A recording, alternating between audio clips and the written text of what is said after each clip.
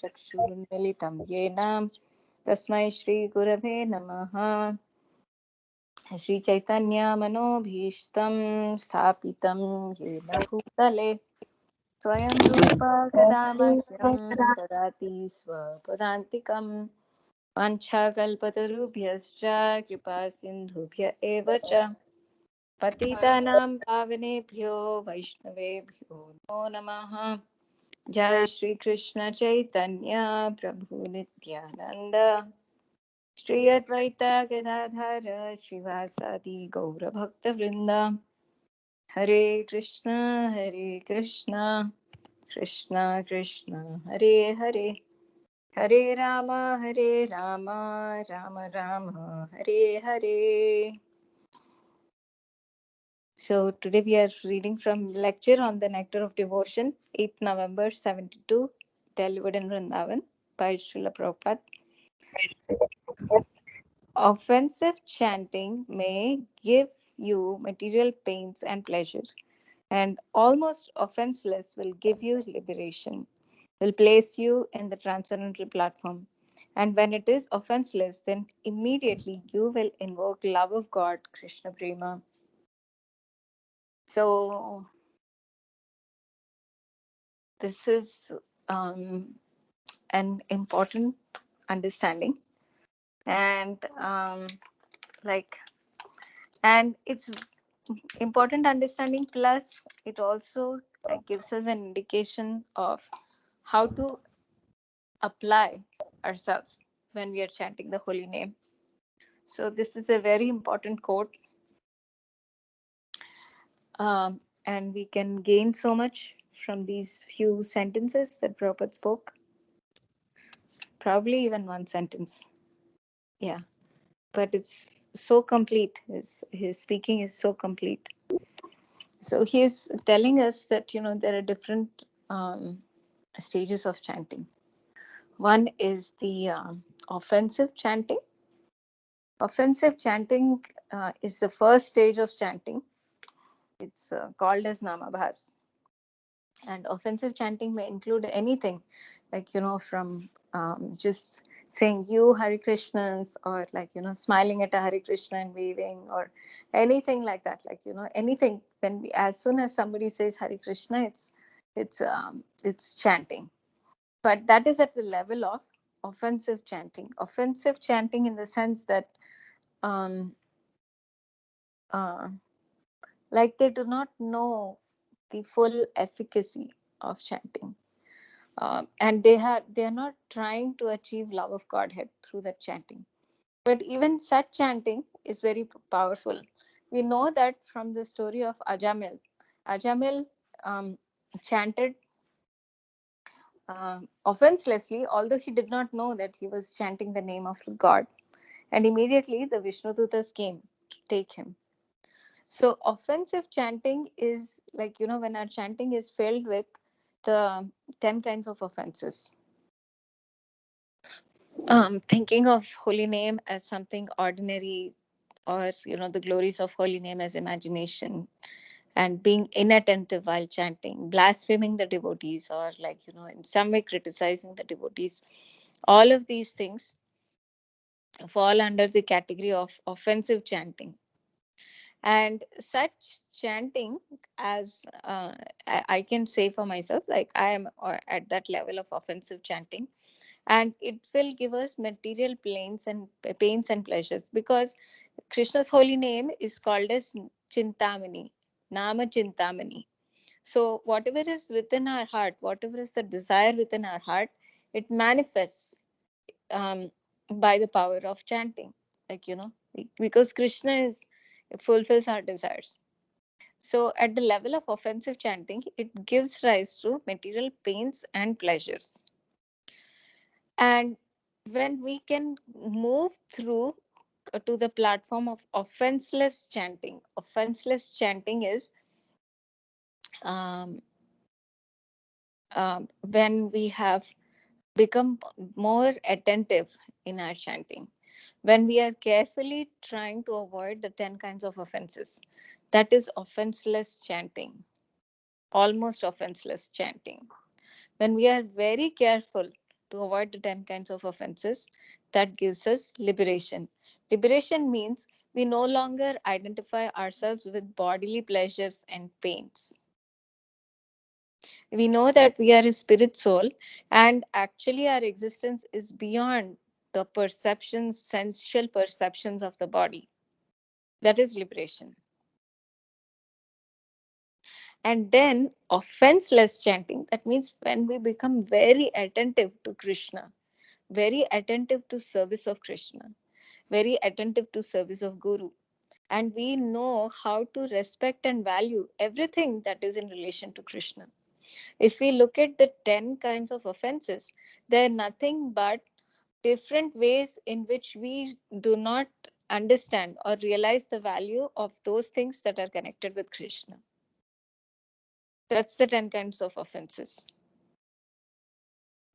But when we fully relish and value not only Krishna, but everything that is in relation to Krishna, then we are on the offenseless platform.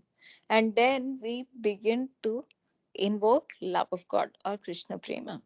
It actually attracts Krishna's attention when we call him in that way.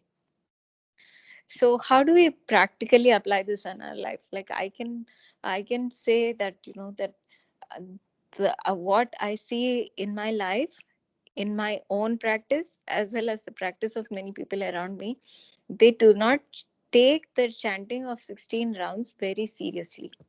Usually it is done while they're driving a car, while they're cooking, while they're talking to other devotees, while they're reading a book, while they're watching TV, while they're looking at their laptop, while they're looking at their mobile phones.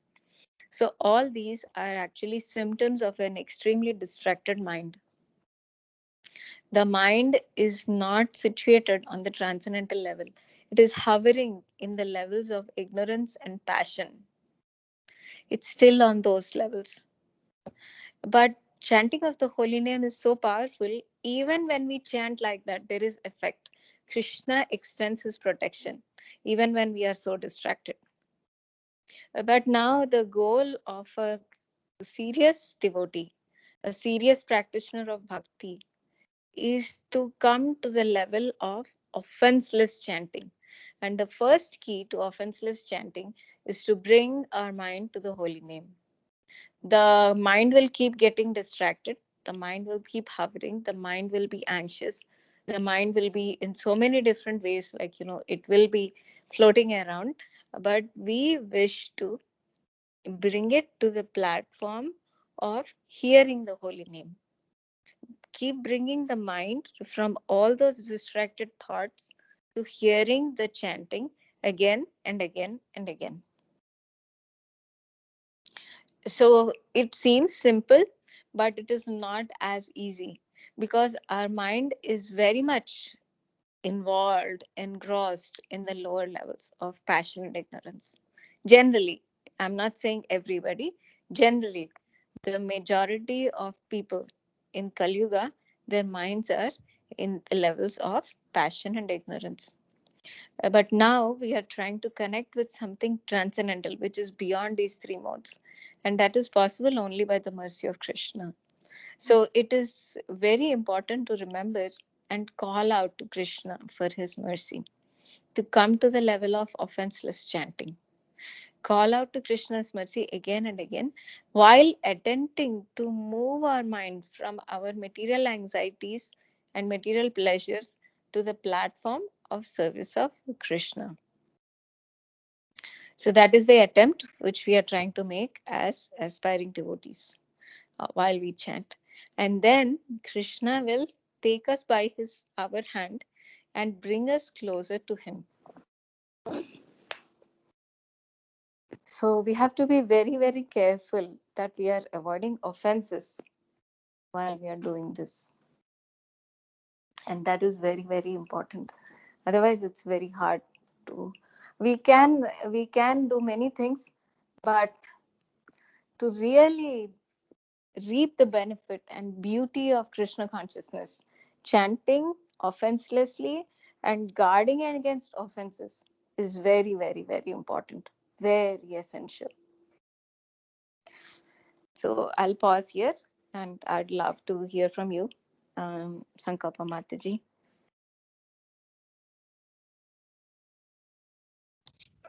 Yeah, very beautifully said. Yes, so yeah, it was very nice how you described it, how, the distraction and the non-attentiveness, how that is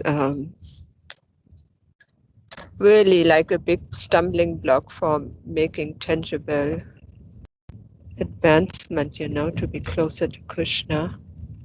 So, yeah, we need to hear that again and again, and until, we get ourselves to not do that, to actually not be distracted. And there's Vachalila Mataji. She lives in Gitanagari. She's like a professional counselor. You might know her.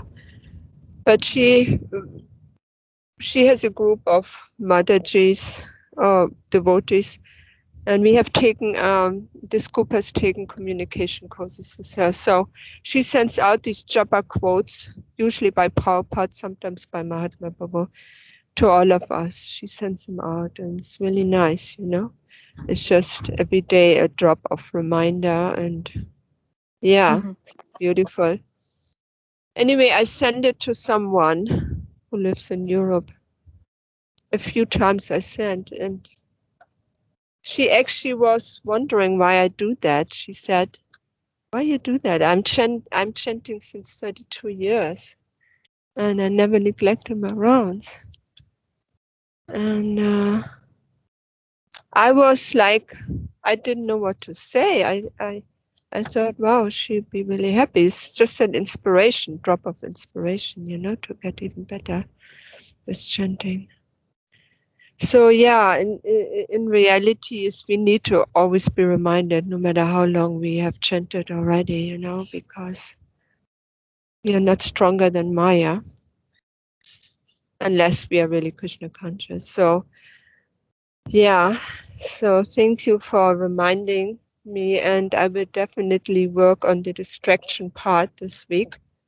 This is distraction because sometimes I do chant while driving. I have a clicker and I chant sometimes, And when I was sick, I could hardly speak. I was coughing so much. So I was listening mostly to the chanting. But then I was lying down and really listening to the chanting. And I thought, wow, it's so beautiful. It's so soothing, and so, yeah, you immediately feel connected, And otherwise, one is doing one's duty. That's also good. But the intent is not there. The intent, I want to actually really hear the holy name, because that's the shape and the form of Krishna in that moment. Krishna takes a shape or has a shape of sound vibration, and Krishna is there. So, and then we just should chant unclear or leave out words. And yeah, so thank you for that reminder, and I will definitely this week work on the distraction and really put like 2.5 hours aside to just hear, hear all the time. Yeah, thank you. Yeah, that's what I wanted to say. Yeah. Yeah, thank you. So beautiful. Yeah, the distraction, it's a big thing that creates all the other offenses. My husband always says that when we are distracted, it, is the root cause of all the other offenses. So very important. Yeah. Yeah. Thank you. Thank you, Mataji. Yeah, my chanting has been very, very, very, very, very, very distracted. So it's a reminder for myself also, um, to just keep wishing to come back to Krishna from the clouds of modes of passion and ignorance. Yes. Yes, absolute, Yeah. Absolute. That resolution, at one point it has to come, no? To just offer these 2 hours as a sacrifice to Krishna. Not multitask and stuff. Yeah. Yes. So That's what our relationship is worth that, right? When we have a life partner or friends or so, and they don't pay attention to when we talk to them, that's terrible. It just doesn't feel good. It feels impersonal. And yeah, you feel just bad.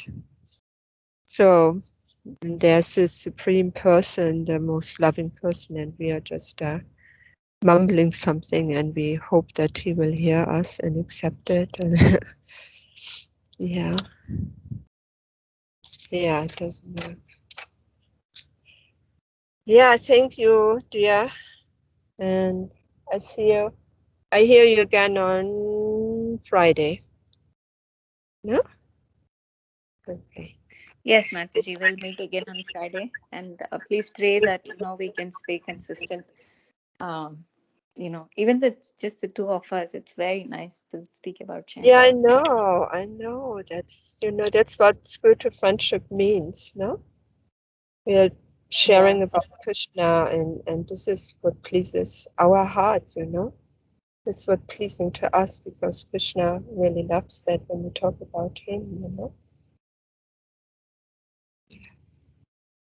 All right, dear friend, thank you. Yes, Mataji, thank you very much. Srila Prabhupada ki jai. Vancha Right, right. kalpatarubyascha. Kripa sindhubhyev cha patitanam pavanebhyo vaishnavebhyo namo namaha. Hare Krishna. Hari Japa Ki Jai. Hari Bol.